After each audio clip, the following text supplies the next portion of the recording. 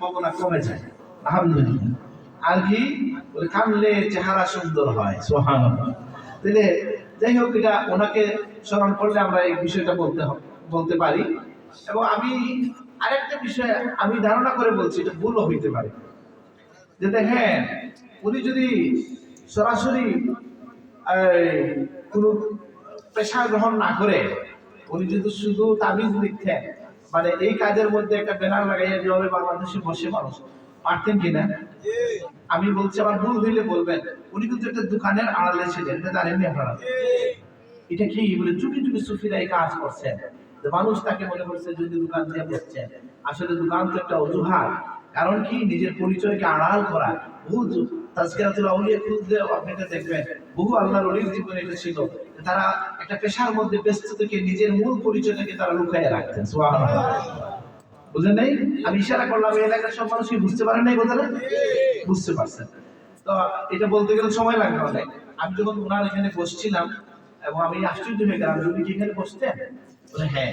এবং আমাকে নিজেও উনি বলছেন যে হেমোপ্যাথির ব্যাপারে উনি কিছু প্রেসক্রাইবও করতেন। তো যাই হোক, আমরা যেটা বুঝলাম যে আল্লাহ সুবহানাহু ওয়া তাআলা এই আল্লাহর ওলিদের কাছে আসার কয়েকটা ব্যাপার। একটা হচ্ছে আমরা আল্লাহর ব্যাপারে আমাদের মহব্বতের প্রকাশ ঘটাই, আল্লাহকে চিনার জন্য আল্লাহর ওলিদের কাছে আসা। এই আমলটি স্বামী দুঃখ বলছেন যে মানুষ খালি উনি তো আয়, আল্লাহ ফাইবার লাগি আয়। বুঝলেন না? ওলি আল্লাহদের প্রথম কাজ কি?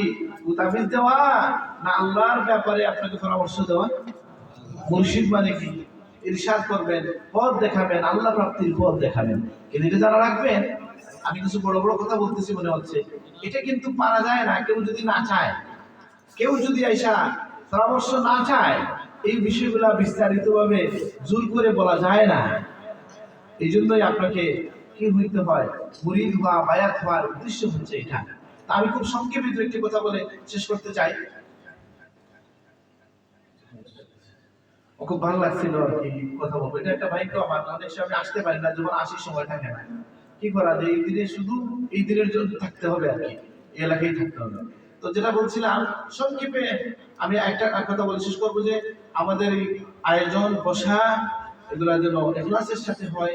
আমরা যেন আমাদের আউলিয়া কেরাম যারা হক্কানি আল্লাহ ওলি ছিলেন, তাদের শিক্ষাকে ধারণ করি, এবং এর মধ্য দিয়া তাদের যেমন ইশারে সব হয়, ঠিক তেমনি ভাবে যারা ভুল বার্তা ছড়ায় বিভিন্ন ভাবে, হ্যাঁ, তাদের ব্যাপারে একটা জবাব হয়ে যায়। এই জন্য এই সমস্ত আল্লাহর ওলিদেরকে পরিচয় মানুষের সাথে তুলে ধরা আমাদের একটা দায়িত্ব। কারণ এই বেজালের আড়ালে ওনার মতো মানুষ তো, ওনার তো কোনো কার্ড ছিল না, ওনার তো কোনো সাইনবোর্ড এভাবে ছিল না। সুতরাং তাকে হয়তো অনেকে চিনতে পারে নাই, বা যারাই আল্লাহর ওলি আছেন তাদের ব্যাপারে আমাদের করণীয় আছে, আমরা যেন সেটা সঠিকভাবে পালন করতে পারি। আল্লাহ তৌফিক দান করুন, আমিন। আমি আমার কথা শেষ করবো।